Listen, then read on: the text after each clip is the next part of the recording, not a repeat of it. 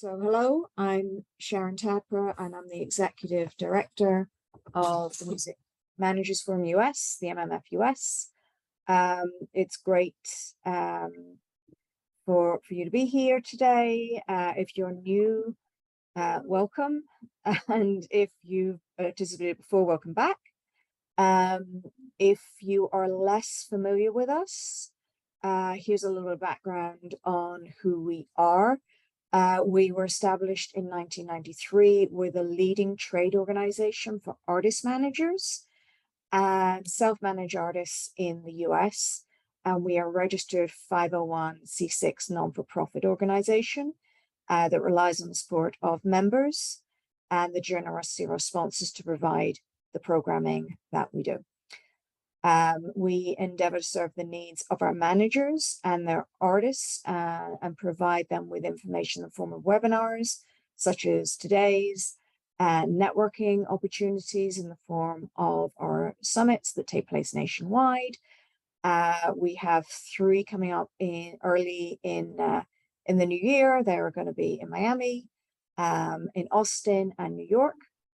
And we also do regular community meetup and happy hour events in cities nationwide. We also are very proactive in advocacy on behalf of managers and self-managed artists and the community that supports them at large. So anything, if you would like to go to our website and sign up for our newsletters, you'll be notified of our events, both virtual and in real life. And we encourage everybody to follow our social media platforms and our YouTube channel. We're also part of a larger global network, which is called the International Music Managers Forum, the IMMF.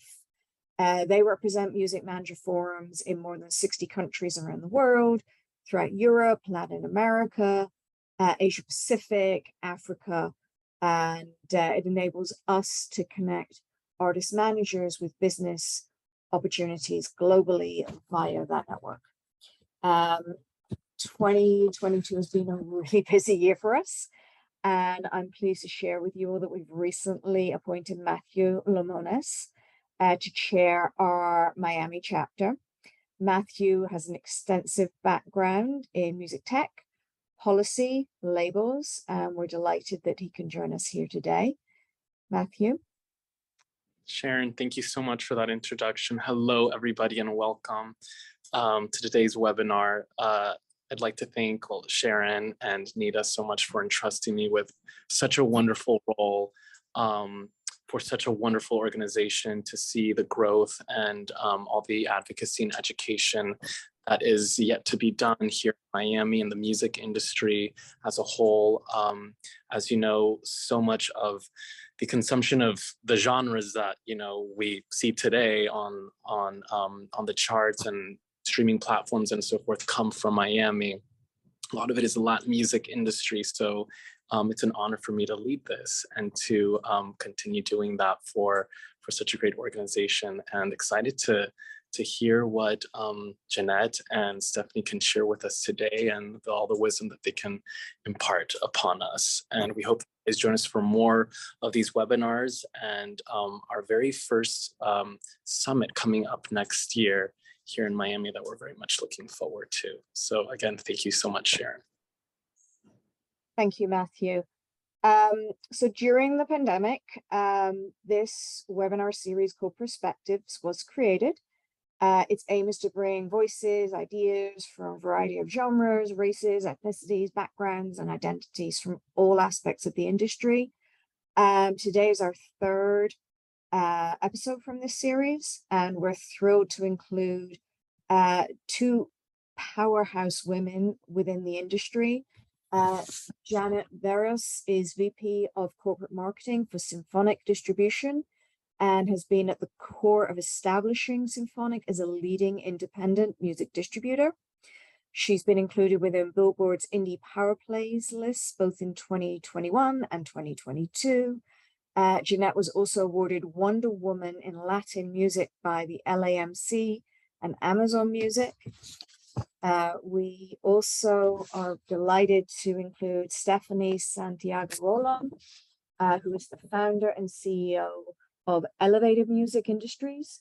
Her passion for advocacy for creators and entrepreneurs has led her to work in various roles with organizations such as TCC Latin, Conscienza Collective, Nita Collab, and Stephanie is also part of Google Next Gen Tech Policy Leader Group, which connects the dots between tech policy and racial justice issues. And who better than to lead this conversation than the creator of this webinar series, the MMF's very own Juliana Castrillon. So without any further ado, I open the floor up to these incredible women, and thank you so very much. Thank you, Sharon. Really appreciate it. I'm very excited to be here, and thanks to everyone who's joined and who's watching at home from YouTube. As Sharon said, my name is Juliana Castrillon.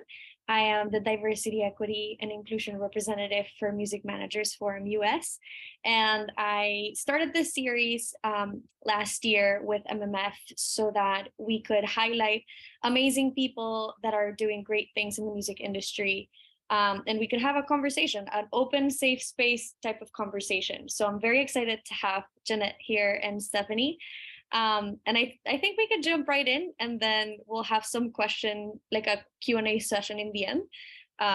So feel free to drop your name in the chat and where you're joining us from, what you do, and then if you have any questions for panelists, please feel free. But yeah, I'd love for you both to tell us a little bit about the scope of your management business, or the business that you do. So for example, how many artists do you work with?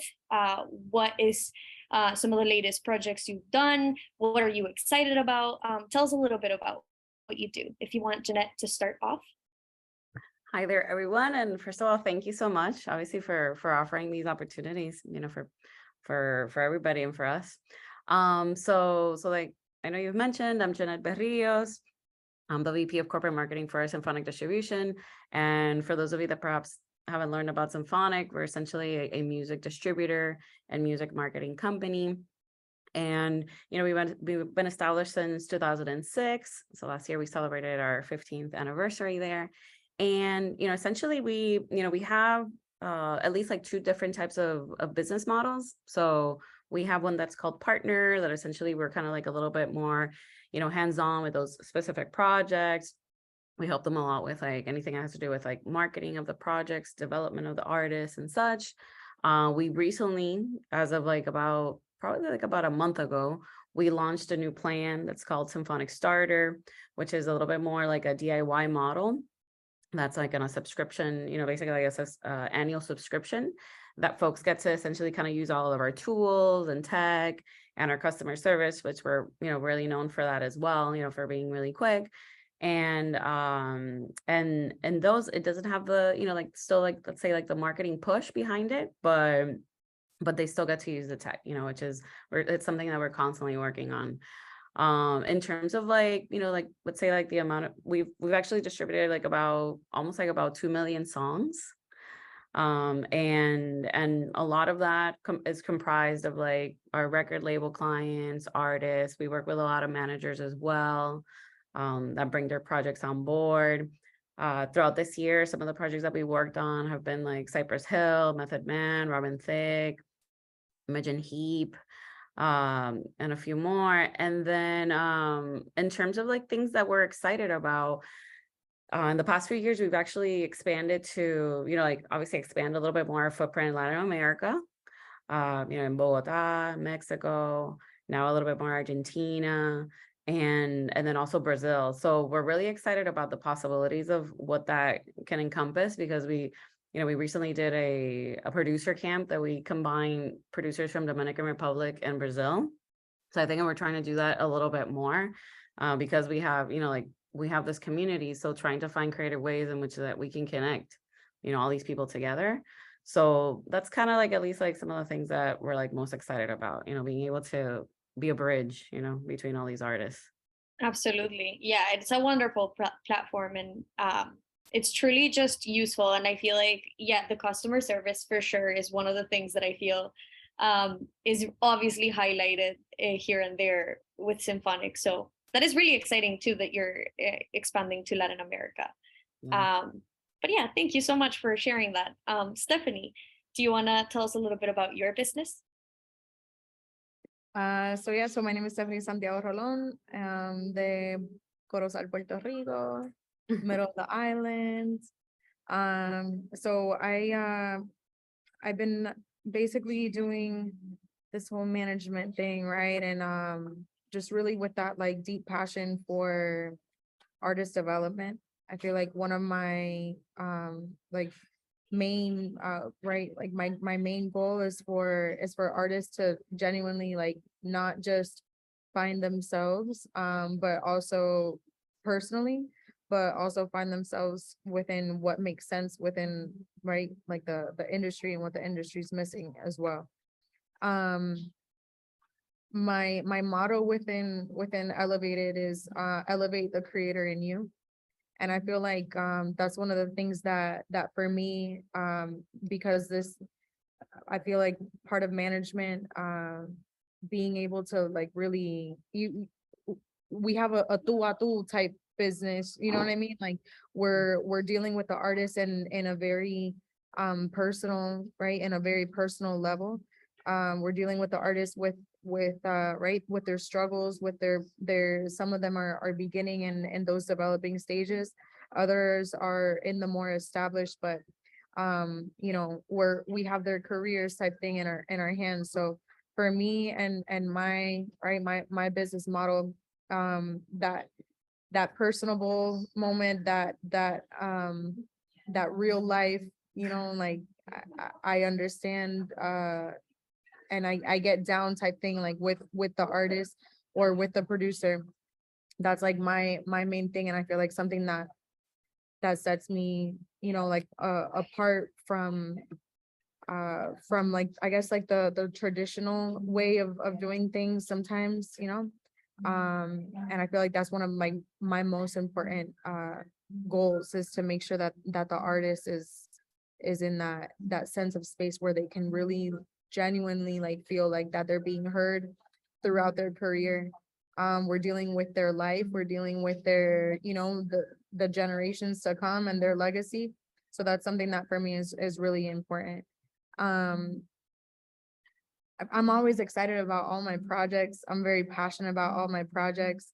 I feel like for those who know me, they know that my passion, right, one of my main passion projects has been Noemi, a female artist. I'm really big on the female artist type side of things right now. In my team, we're currently all females. You know, we definitely, you know, work with different partners that, yes, they're males and they add amazing, you know, they add amazing roles. But right now we have an all-female team, and I feel like it's really important to us. And especially in Noemi's team in particular, she does also have a female team, female DJ as well. And that's a project that I'm really excited about, because it's a brand that we've been able to develop in a certain type of way where, you know, it's not just music. And that's something that's really important to me. And that I make sure that I listen to the artist in that sense of, you know, this is more than music, and what are we able to go ahead and leave, like what's the legacy that we're going to leave behind. So things such as mental health is really important to her. It's important to myself as well, being that artists, managers, executives, we go through things all the time, and hearing it from an artist in itself is really important. Health and fitness in general, things are really important. Things that are just more like more than music, you know.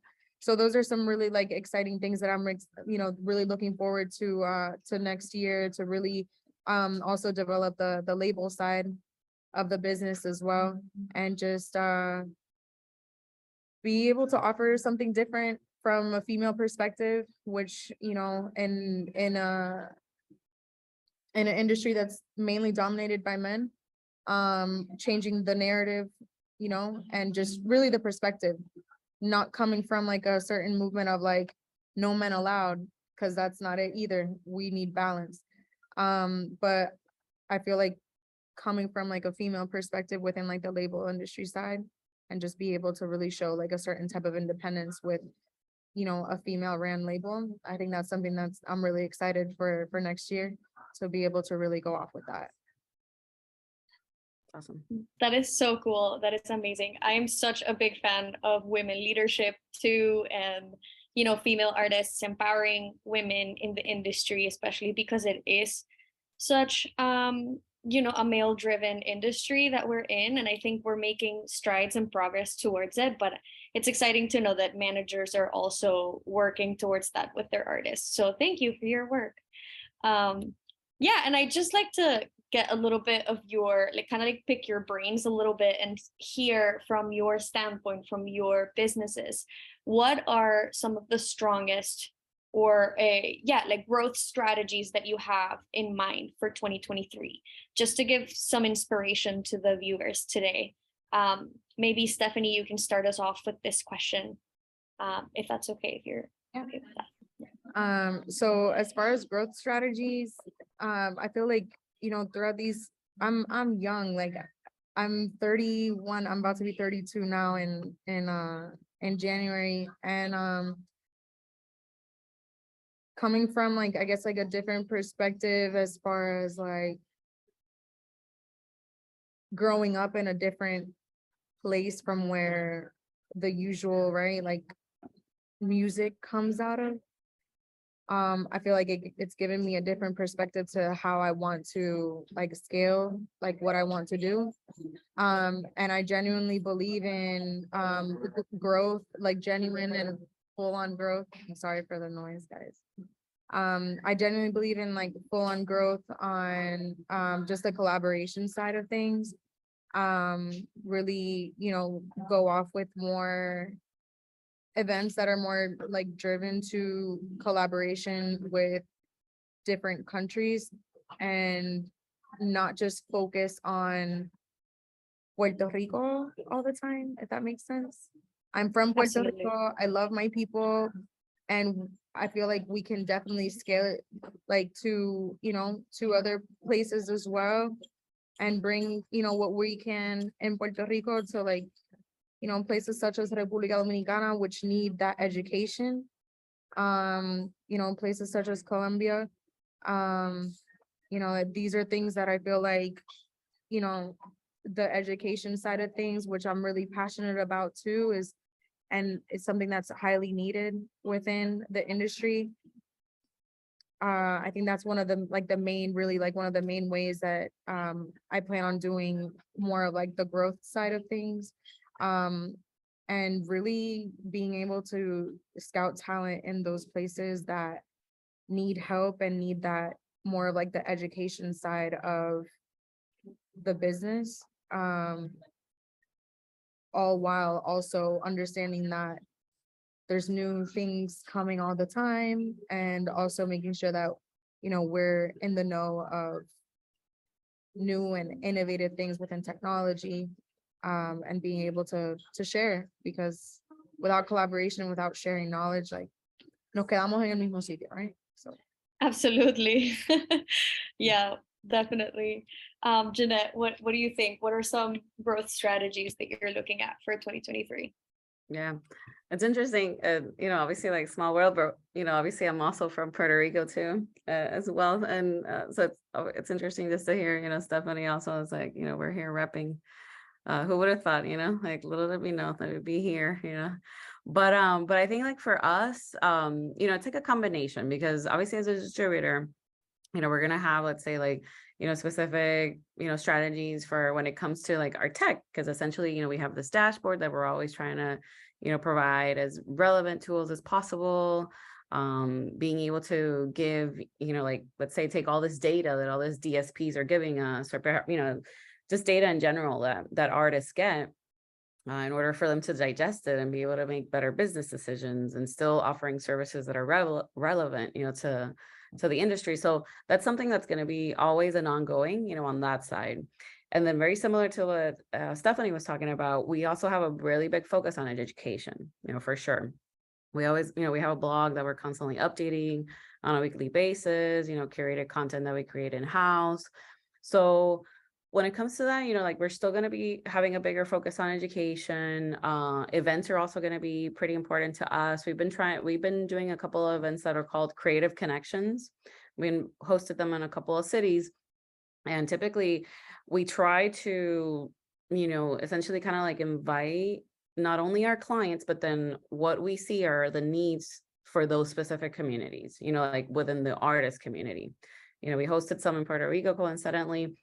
And in there, we wanted to connect not only musicians, but then we wanted to also connect, there's particularly in that space, there's a lot of like indie artists, and then there's like maybe the producers, the reggaeton scene. So it's like, okay, let's kind of start bringing these people together because they need each other regardless, and then also some like creators, content creators, because obviously it's, it's all an ecosystem. Musicians need photographers, videographers, visual artists. So we're trying to at least start developing more, like community kind of led growth, because I feel like that's something that we're seeing not only, in our industry. We definitely, it's like it's a networking and kind of building relationship industry in a sense. But then not only that, I feel that when it comes to like trends and marketing trends and things that are coming next, that aspect of community-led growth is really important, so us being in the music industry, there's a huge advantage because we do need the networking. And then not only that, but that also kind of ripples also to artists, and artists also being able to really connect with their fans and kind of like engage and finding creative ways, in spaces for them to be able to engage with their fans. So Absolutely. I feel like it's a silo of like the tech, keeping up with it, building better tools, then the educational, portion, which includes also, like continuously the education. Cause like in this industry, you have to, it's always shifting, it's always changing, because it's associated so much with technology, and all these DSPs. So I feel like it's education and then community building, essentially. Totally. I think in this series, one thing that we've highlighted and we've like experienced or, heard from, the experts that we get to talk to has been how to build community. And they usually do bring it up. But I love the way that you talk about building community, because it's a little bit different from what we've heard in the past, because, like in the past, we were hearing from artist managers how to build community with your fan base, with your artist. And I think I like your standpoint of how to build community within the business itself, within content creators. It's like a little bit beyond just your artist, your fan base. It's like, how do we create community within the music business and the music industry itself? I think that's so crucial to keep in mind as well. And hopefully the viewers here today also leave the room with like that in mind, that it's also beyond just your artist and your audience. You know what I mean? It's how do you create community as a whole? I love that. Yeah. And now, and sorry to interrupt, but yeah, no, please. You can see also too, like, when I think about it, like, let's say like, Facebook with their Facebook groups. I remember it's been a minute, but I remember like even Facebook was doing commercials about Facebook groups, because like, yes, kind of like encouraging people to use the Facebook groups and everything.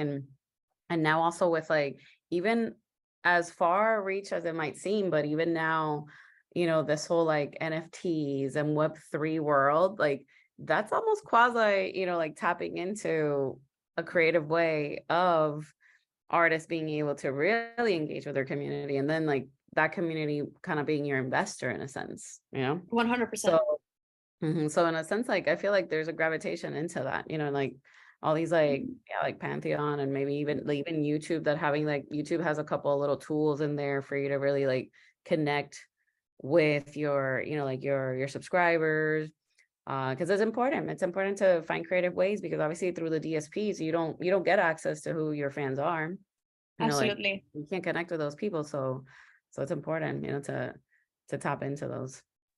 Absolutely. Even Discord, like there's just so many many of those platforms these days, so definitely look into it if you're interested. I'm sorry. Please, please. I was also gonna mention too, I feel like not just like the community of like yeah, like there's the community of like the fan base and whatnot, but I feel like there's another thing that's really important, especially for the artists too, is like the community within the industry itself. And I think that like I was really happy this summer because seeing, you know, events such as the one that Symphonic had in the summer in Puerto Rico, you know, seeing events such as the one that Spotify had also in Puerto Rico, you know, those events, you weren't really seeing that before. Seeing these like major like award shows also being developed and on the island too. That was really exciting to obviously to see that. And it also like allows artists que maybe un artista que está en, you know, en Corozal, Puerto Rico, soñando to be, Yeah. you know, on something big like that, and they're able to see that these major corporations are also coming to the island to like create these events. So like, you know, being able to have, you know, those again, kind of like I was mentioning earlier, like being able to have like those events and those creative things in these different places where we're able to invite the community of artists, but they're also able to feel like, hey, like I can get to these people and these are the people that are going to help me create a community as well. And how am I Right. able to learn about the resources in a way that, yeah, we can watch a YouTube video and we can learn, but like, how can I speak to this person, or how can I like como que algo más tangible, you know what I mean? Like Yeah. having Yes. this event makes it feel like tangible for like the artist, and it also helps them be like, oh, wait a minute, like I could do it, and then they can go watch the YouTube video and apply maybe what they learned and heard like from, you know, let's say the executive over at cualquier spot, you know, and feel like a little bit more versed in, okay, this is how I create a YouTube short. This is the new thing, right? So let's go ahead. This is how I create it, because I learned it when I was able to go to that panel, or when I was able to go to this event where, you know, someone was able to speak on it. And that's how they're able to, I feel like the artist is able to feel like they can create more of a sense of community because they learned it firsthand from, you know, someone at the place. So also kind of like having executives be more I don't want to Accessible. yeah, having Yeah. executives be more accessible, and you know, having like a Symphonic bring executives like that and bring them to, you know, in the same place, that que se sienta like community wise. Yeah. They're gonna feel more confident, like an artist is gonna feel more confident, or a manager is gonna feel more confident when speaking to their artist as to like, hey, this is how we do it, and we tenemos un aliado, and we're able to do it like this, you know? Yeah. No, and I've seen like even like even in past events that, you know, it creates opportunities even for the people that are there, because, you know, like whether it's like new gigs or collaborations with other artists, you know, there's like a lot of different things that can happen even within those, you know, within those people. That it's been really interesting to kind of like see, like, you know, I remember seeing like indie artists needing like a remixer, and I was like, oh, this guy is like, he's an electronic music producer, he can remix you. Like, and then same thing, like some like indie artists, like surprise, which was like great for them, that it's like some like reggaeton artist like knew who the indie artist was, is like, oh, you should come to the studio, we can help you out with this, you know. And he was like stunned, he was like, wow, of course I want to go to your studio, you know. So there's a lot of opportunities that happen, you know, within creating those spaces. And then also, yeah, like you're saying, Stephanie, that it gives the person confidence, and it's like, oh, I know how to do this. And at least it also, you know, even mingling with other, you know, other people, and if there's executives there, it gives you even like a point of reference of, you know, in terms for like being aspirational of like, oh, I can do this, you know, like just like by hearing the stories and getting saturated with like the information of like how it works and everything, like it gives people more confidence too. 100%. And I think that you know, as we talk a little bit about like how accessibility is really important, education is really important, I feel like this is the perfect leeway to the next set of questions, which was a little bit more about like what are some challenges? What are your biggest challenges that you may be facing right now in your business? Stories that you have had to, like challenges you've had to overcome. How did you overcome them? What is like the journey to success that you've had so far? Because I feel like obviously for artists, it could be like about access, it could be about education, but it could also be about, your experience as a woman, going through navigating the industry today. So, just I want to learn more about what your personal experience is with the biggest challenges you faced currently, or like in the past few years. So if you want, Jeanette, you could start this one off. Yeah, so it's like a combination. I feel like that's like a combination of things, and it can be divided, in different pieces. But it's like, I felt like, at least like in the beginning years, because I was like literally employee number 4, that's Symphonic. And like back then it was obviously, like lacking of resources, right? Because it's like lack of resources. You have a lot of ideas. You want to do so many things, there's always a limited amount of time and money. But I feel like for us, it's been, like, I feel like one of it has been just like competitors. There's a lot of major record labels that have now began their own distribution, like smaller distribution DIY platforms. And obviously we're an independent, like we're a fully independent music company. So having that access to resources has always been a challenge, because like we still consider ourselves a little bit of like more boutique and a smaller distributor. But I feel like in that sense, because of that, it's also made us really resourceful, and I feel like obviously, everybody that's in this industry is like in a way like an entrepreneur, because you have to make the best out of everything, so I feel like at least like we tend to be, we try to be as agile as possible, and yeah, be resourceful, with what we've got, and making sure that, even as we've grown, I feel like it's important for us that it's like, raising awareness that it's like, hey, if something's not working for you, like raise your hand, like, because time is money, and we can't just be spending time, on things that don't make sense. So it's like, it's really, like it's important to kind of stay on top of those things. And then I feel like honestly too, then if we're going to talk about like, let's say as a woman, in the music industry, for a long time, it felt that like I could go to conferences or certain events or whatever, especially here in the US. And it was really interesting because it felt like nobody, nobody looked like me, or nobody, like sounded like me, or I didn't see many Hispanics.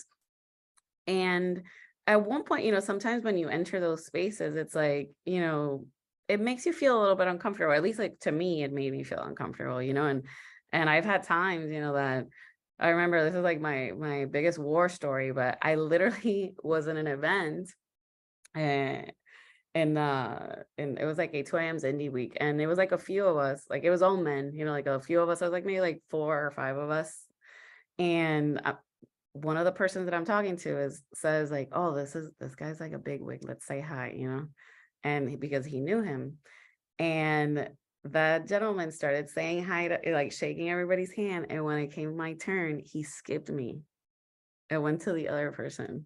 No. Yes, and Jorge, like the founder of Symphonic, he was like at the end of it, and I saw his face, like shift changing, like he was like, what just happened?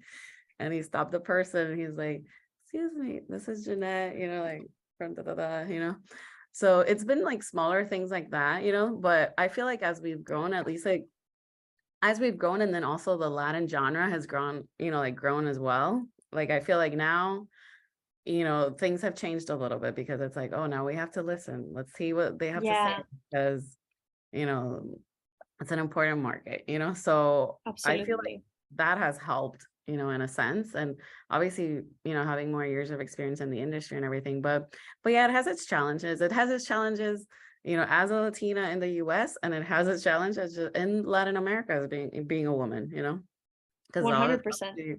there's problems there too, but just to like wrap it up, in terms of like, yeah, the challenges, it's just like, obviously, yes, staying relevant, as we grow, and obviously like making sure we have like, relevant services and everything, and as you scale.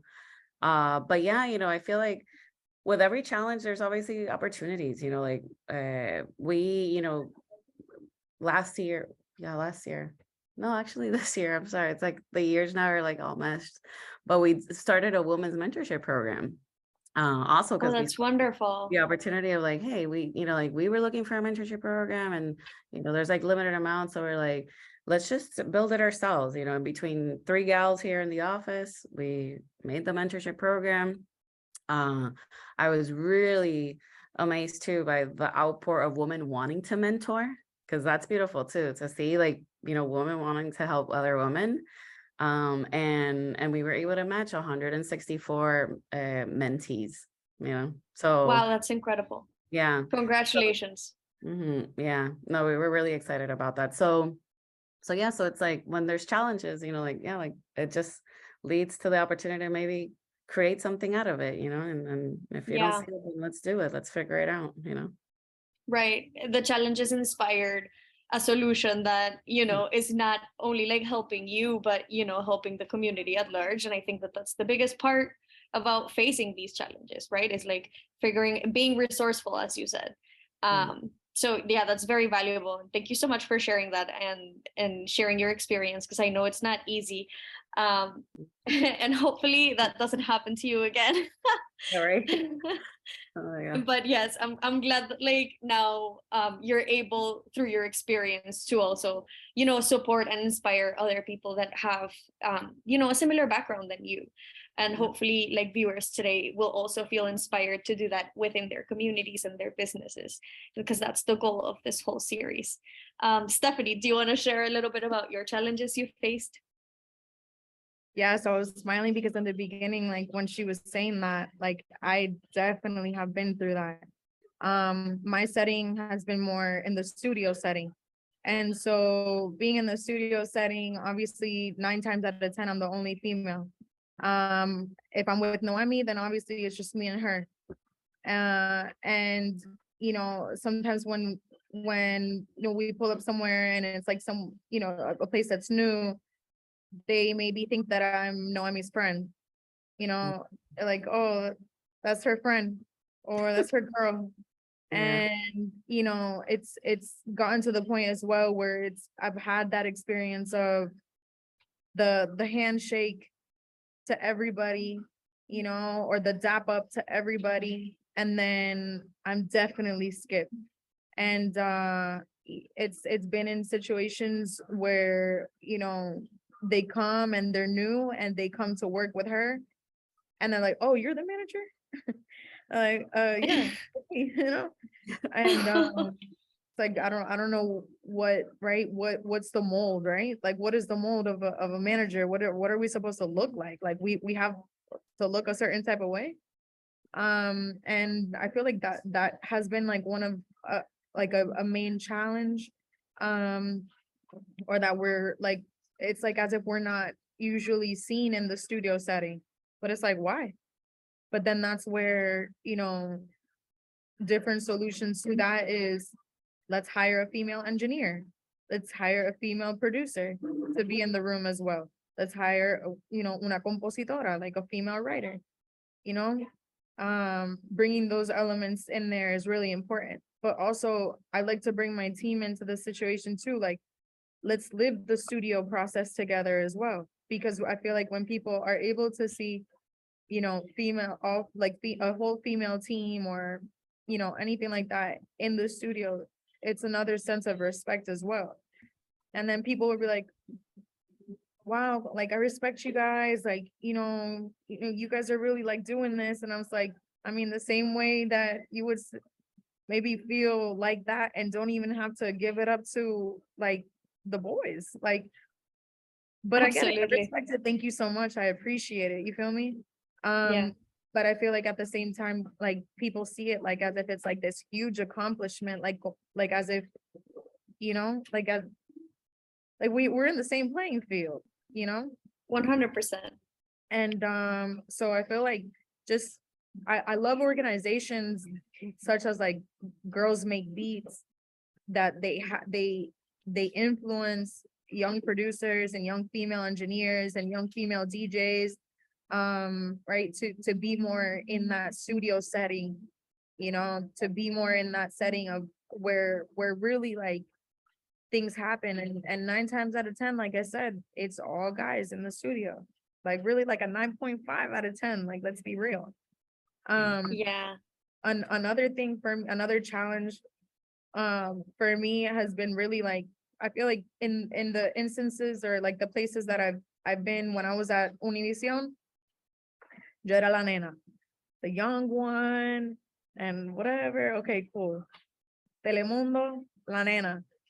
Sí, la nena, Stephanie, la nena.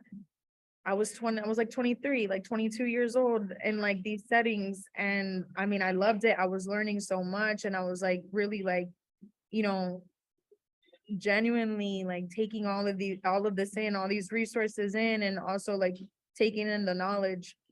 Pero la nena tenía ideas también, you know, like I also knew like I knew what was new, I knew what was in, and I knew what was coming as well.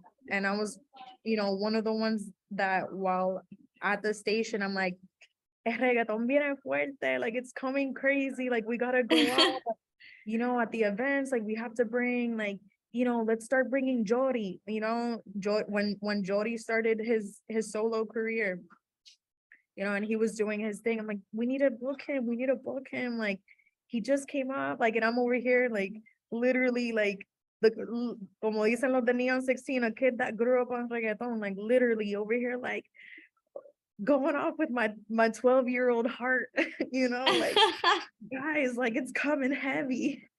And just really kind of like, I want to empower, like, continue to empower, like, young, you know, like, young females and young males, like just young people that want to genuinely like be in this, because number one, they're the future. Number two, they know they also know what's coming. And there's I want to say about that's just like super eager to learn, like right now, like crazy. Yes. And I feel like sometimes when you overlook like these young minds and just always want to, you know, work with maybe like, yeah, this person that's already worked at whatever major label, or like that being able to give opportunity to like, you know, that young blood, I feel like it's really important, because I know what it was like to not get certain opportunities or maybe be overlooked, you know, because maybe like I hadn't popped off an artist yet, you know, when I was young. And I mean, todavía estamos ahí, ¿verdad?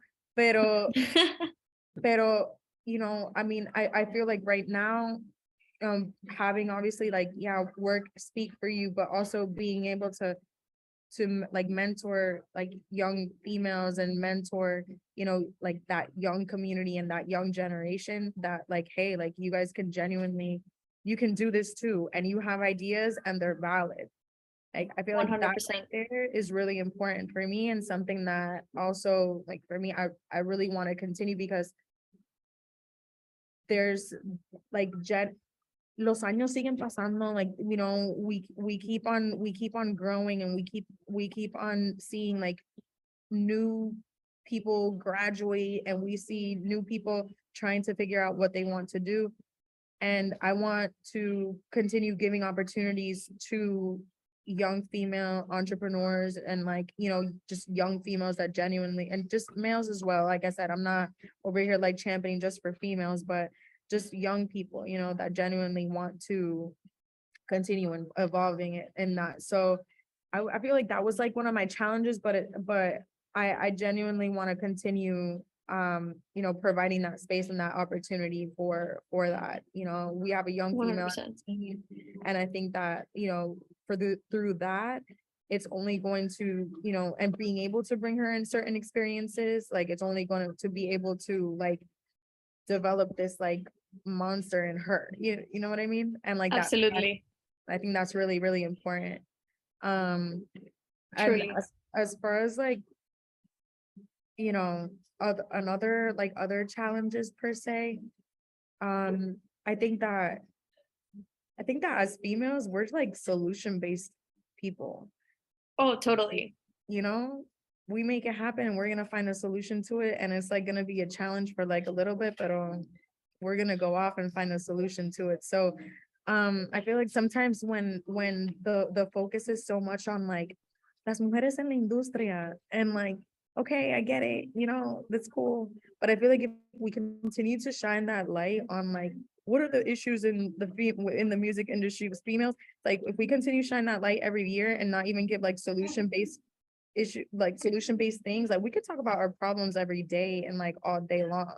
We're like, como que we can sip some wine and talk about that during a slumber party, but like let's go and Yeah. like create solutions now too, you know, and porque si seguimos dándole to that narrative like all the time, like, you know, certain like maybe like certain panels or certain whatever, it's like, when are we gonna like, let's speak on when we're at a panel, like let's go ahead and like speak on something, and then it's like, you know, let's speak on what we can do after, and then after the panel, let's get on a call and let's go ahead and make something happen instead of I just love that. looking at just the panel, you know, like if we're 100%. gonna do something, let's do a follow-up. And like I feel like that's something that is I guess like a challenge within the industry that I challenge the industry to go ahead and like break. I think that's really important. Yeah. Thank you so much for saying that too, because I think that obviously this space is meant to also bring out ideas and like see what we can come up with together to inspire the people that join us today to to make the change, right? And I think that the takeaways that I have from your valuable input is, number one, visibility. Visibility is so important to feel inspired, to be able to see yourself in the people that the people that are at the top. So for example, if you're a young engineer, producer, etc., being able to see women do it so that I feel inspired to do it as well, right? Things like that.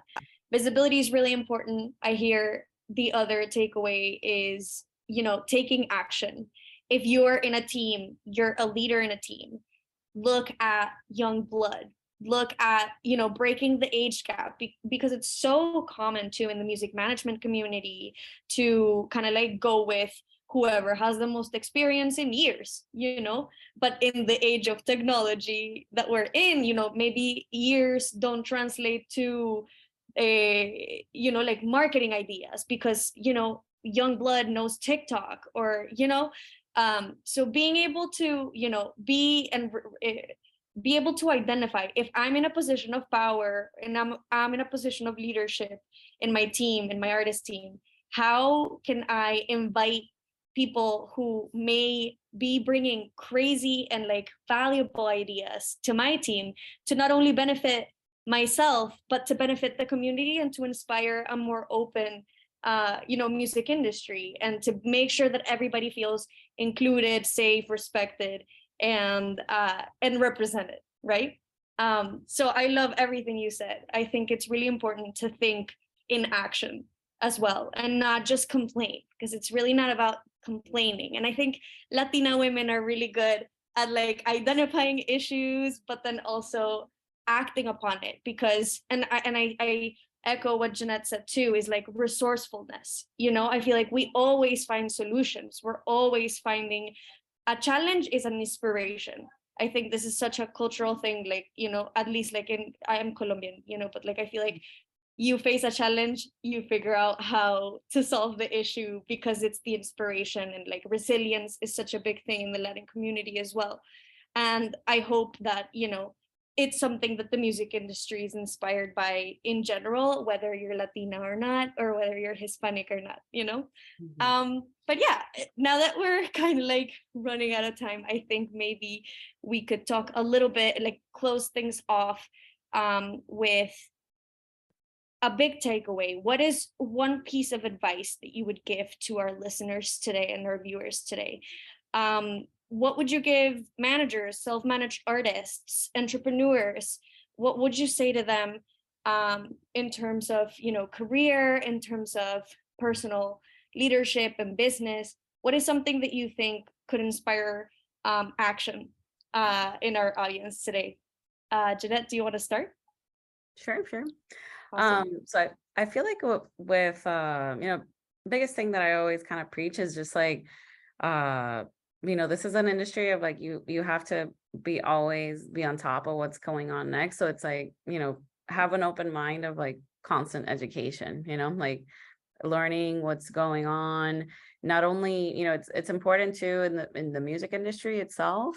There's a lot of really great resources out there, like websites, like obviously like Music Business Worldwide, that's like really good for like, staying on top of news.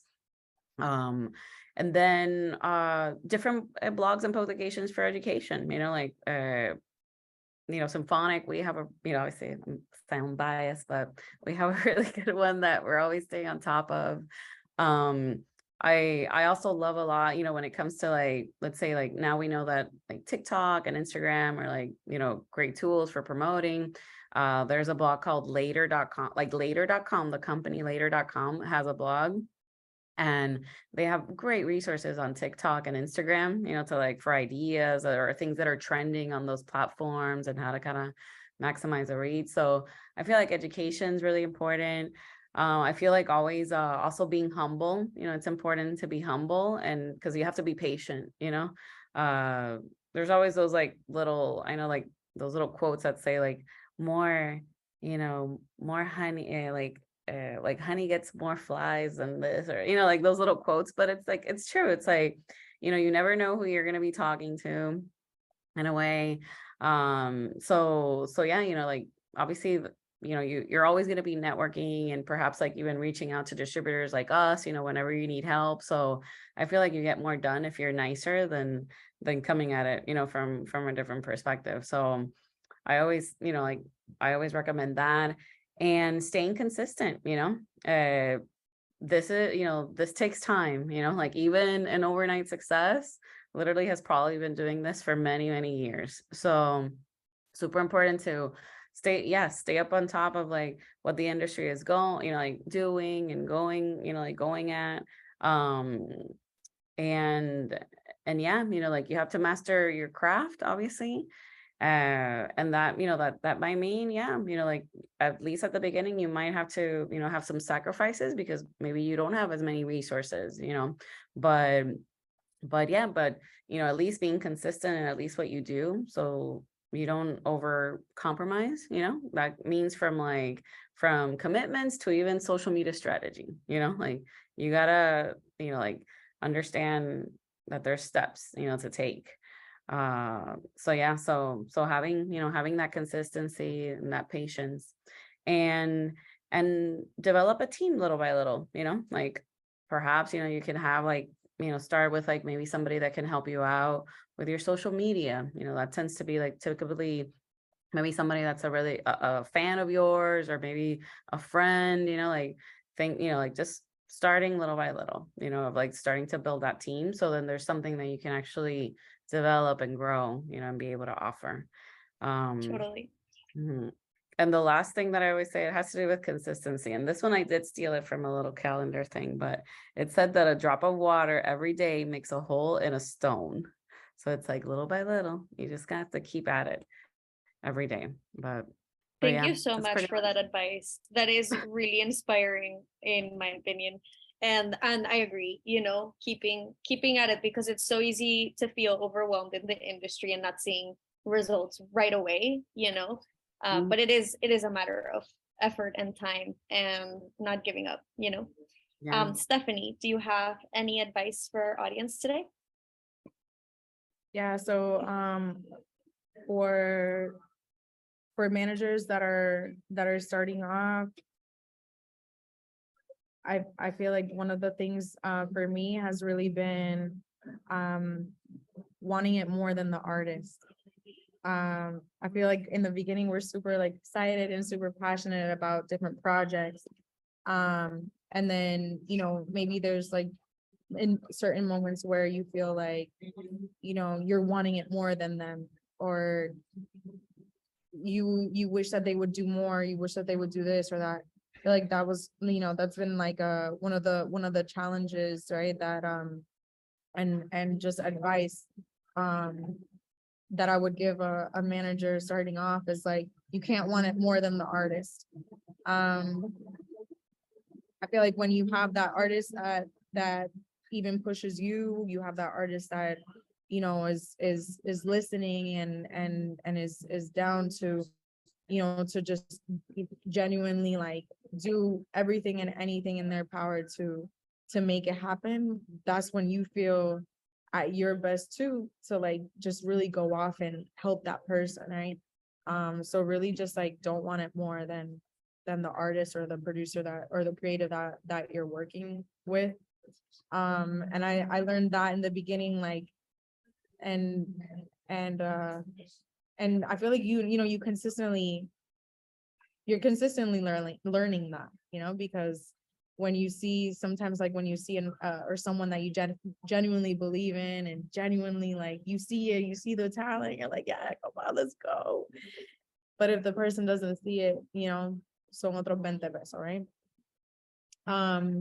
Another thing is a big, huge thing that I always say is trust the process. Like you have to just trust the process, be patient, but you also have to look back and be grateful. Because I feel like once you trust the process and you're seeing like throughout the years, or you're seeing like, you can have an artist like, I've been doing this for 3 years, like 3 years. Like, okay, let's write down everything that you've been doing for the last 3 years. Let's look back at everything that you've been doing for the last 3 years.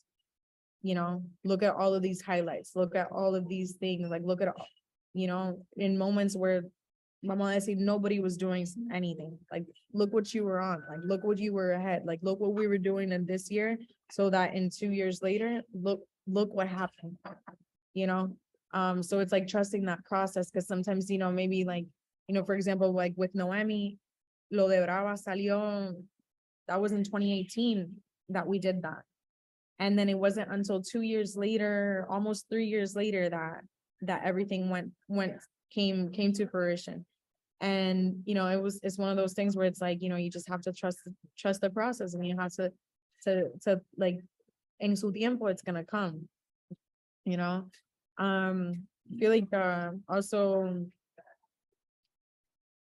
a strategic mindset, and just understanding, that having like forward thinking, like when you have, strategic mindset to how it is that you're gonna do things, as far as like, maybe like certain connections that you're gonna make, like, okay, like, we're here, right? So how can Janet and I be strategic partners with you guys? How are we able to then be able to pass it forward, right?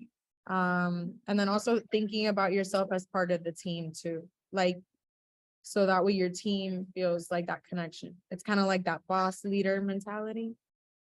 So Totally. how as an up and coming manager, or just a team player in general, sometimes I go ahead and go get the coffee. Like, why not? Like, I'm a person of service. Like, or I'll go with the person that you would just genuinely like, take. Like, I don't feel like, as a leader within like the team, like I don't feel like I'm inferior to going and getting lunch or being a runner. Like, why? So I feel like also that's really important, to also always like being that personal, and it's like that humility and that humbleness to take you throughout the whole way, kind of like how Janet was saying. And that's really important. And that's something that for me is really, really important.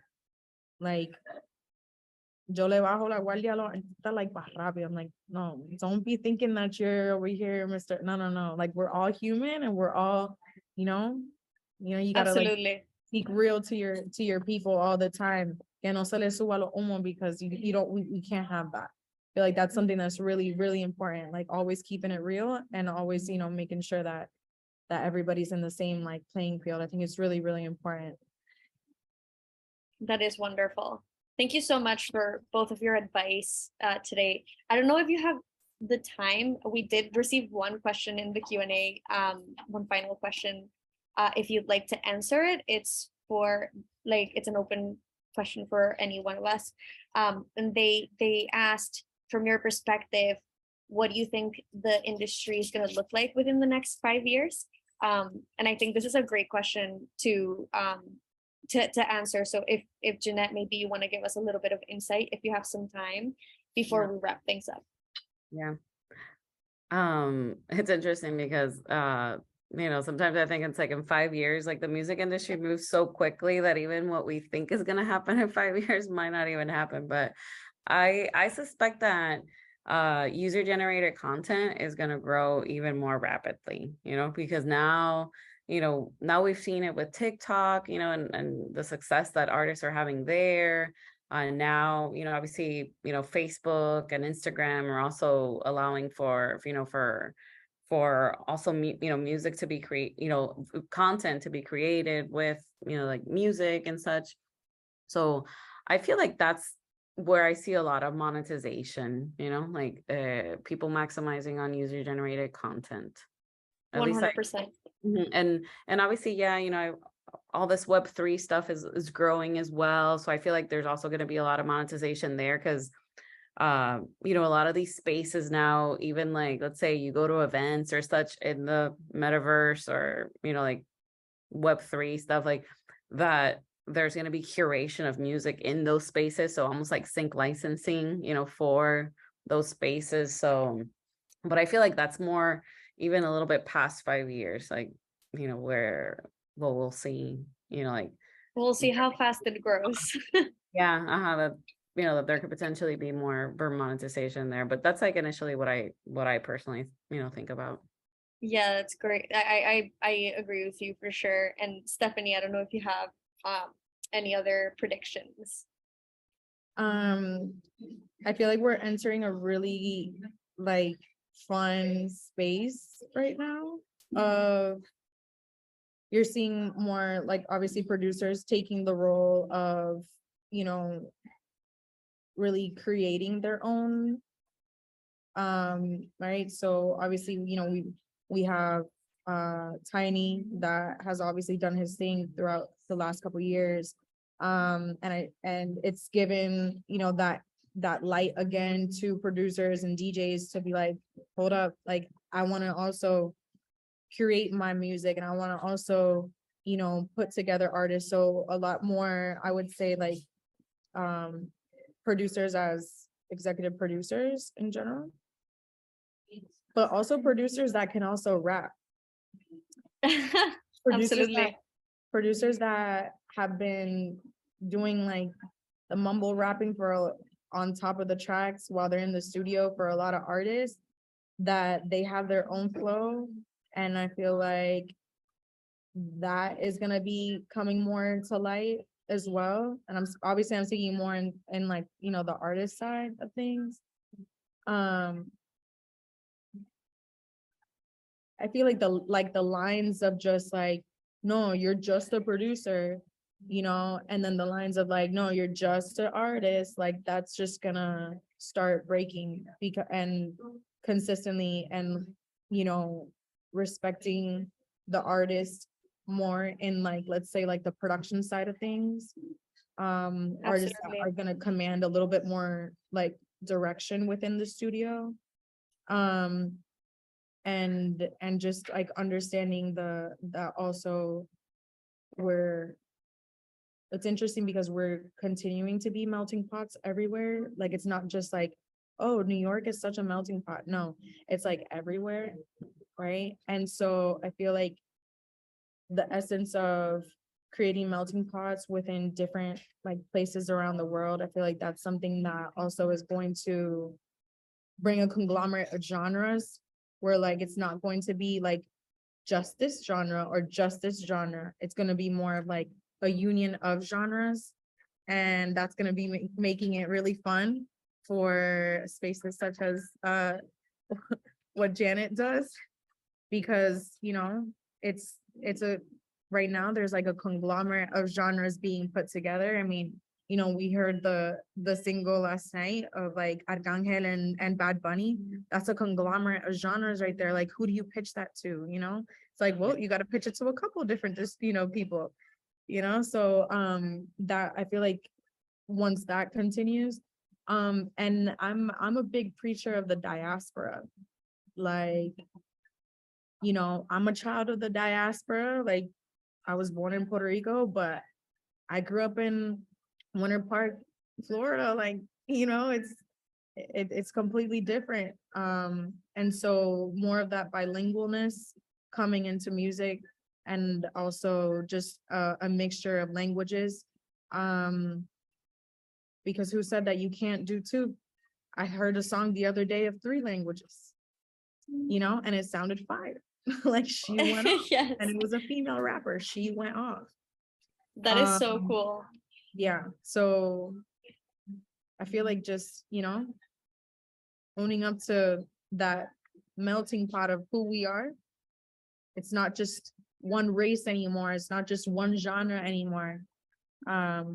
We're an amazing melting pot, and that only solidifies that one human race thing.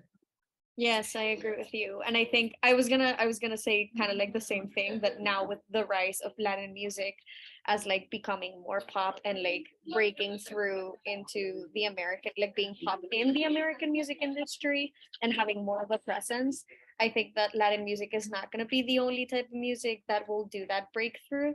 And maybe more people feel like it's easier to digest music that is not only in English, because of the rise of like Bad Bunny, and like, you know, because of the rise of artists that have been, you know, breaking through.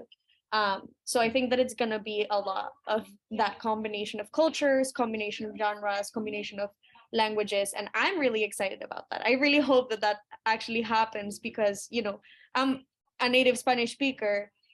English is my second language, and I write music in English, but I started writing music in English because I thought that nobody would listen to my music in Spanish because I lived in New York, you know, and so, and then like moving to Bogota again, being like, oh no, now all my music is in English, nobody's gonna listen to my music, I need to write in Spanish.